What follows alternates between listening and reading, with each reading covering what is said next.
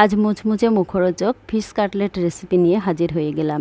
খুবই কম সময়ে আর সামান্য কিছু উপকরণ দিয়ে যে এত সুন্দর একটা রেসিপি বানানো যায়, না খেলে কিন্তু বিশ্বাসই হবে না। রেসিপিটা বানানোর জন্য প্যানে দিয়ে দিয়েছি 3 পিস মাছ, আর মাছের সাথে দিয়ে দিলাম সামান্য একটু লবণ, হলুদ গুঁড়ো আর পাতিলেবুর রস। লেবুর রসটা একটু বেশি করেই দিয়ে দিলাম যাতে মাছের কাঁচা গন্ধটা না থাকে। তারপর অল্প একটু জল দিয়ে মিডিয়াম হিটে মাছটা সিদ্ধ করে নিলাম। তারপর মাছগুলো একটু ঠান্ডা করে নিয়ে মাছের কাঁটাগুলো বেছে নিচ্ছি।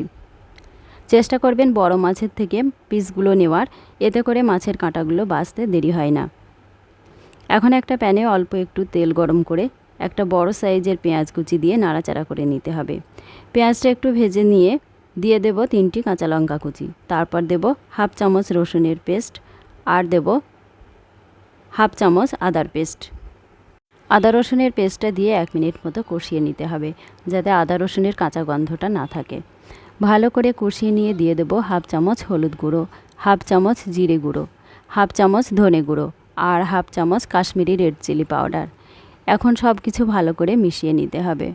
সব মশলা ভালো করে কষিয়ে নিয়ে দিয়ে দিচ্ছি ম্যাশ করে রাখা মাছ।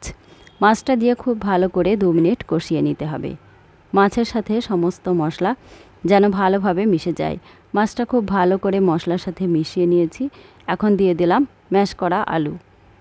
একটা ছোট সাইজের সিদ্ধ আলু আগেই ম্যাশ করে নিয়েছি। আলুটা এখানে বাইন্ডিংয়ের কাজ করবে, তাই অবশ্যই আলুটা দেবেন। আর দিয়ে দিলাম স্বাদ মতো লবণ। আবারও সব কিছু ভালো করে মিশিয়ে নিতে হবে। ঝাল ঝাল পছন্দ করলে এই সময় একটু চিলি ফ্লেক্সও অ্যাড করে নিতে পারেন। আলুটাও মশলার সাথে ভালোভাবে মেশানো হয়ে গেছে। এখন একটা প্লেটে ঢেলে নিলাম। অল্প একটু ঠান্ডা হয়ে এলে কাটলেটগুলো গড়ে নিচ্ছি। প্রথমে অল্প করে মিশ্রণটা নিয়ে গোল করে নিলাম, তারপর একটু চ্যাপটা করে কাটলেটের শেপ দিয়ে দিতে হবে। আমি এরকম শেপ দিচ্ছি, আপনারা আপনাদের পছন্দ মতো যে কোনো শেপ দিতে পারেন।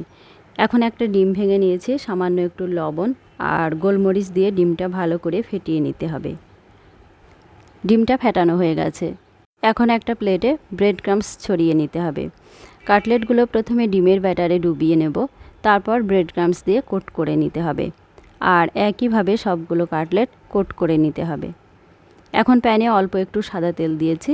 গরম তেলে কাটলেটগুলো একটা একটা করে দিয়ে দিলাম। মিডিয়াম হিটে কাটলেটগুলো ফ্রাই করে নিতে হবে। কাটলেটগুলো আমি অল্প তেল দিয়ে ফ্রাই করে নিচ্ছি। আপনারা চাইলে বেশি করে তেল দিয়ে ডিপ ফ্রাইও করে নিতে পারেন। সেক্ষেত্রে তেলটা বেশি লাগবে, কাটলেটগুলো কিন্তু বেশি মুচমুচে হবে। আবারও বলছি, কাটলেটগুলো মিডিয়াম টু লো হিটে ভেজে নিতে হবে, না হলে কাটলেটের 2 পিঠ পুড়ে যাবে আর ভিতরটা নরম হয়ে থাকবে, একদমই মুচমুচে হবে না। আর লো হিটে হাতে সময় নিয়ে ভাজলে কাটলেটগুলো বা মাছের বড়াগুলো খুবই মুচমুচে হয়। টমেটো সস দিয়ে খেতে তো খুবই ভালো লাগে। বাচ্চারা তো এমনিতে মাছ খেতেই চায় না, তো এই রকম করে মাছের রেসিপি বানিয়ে দিলে খুব মজা করে খেয়ে নেবে। আর সন্ধ্যাবেলা এরকম একটা রেসিপি যদি থাকে তো চা কফির আসর পুরো জমে যাবে। কাটলেটগুলো ফ্রাই করা হয়ে গেছে। এখন টমেটো সস দিয়ে পরিবেশনের পালা। রেসিপিটা ভালো লাগলে চ্যানেলটা সাবস্ক্রাইব করে পাশে থাকার অনুরোধ রইল। ধন্যবাদ।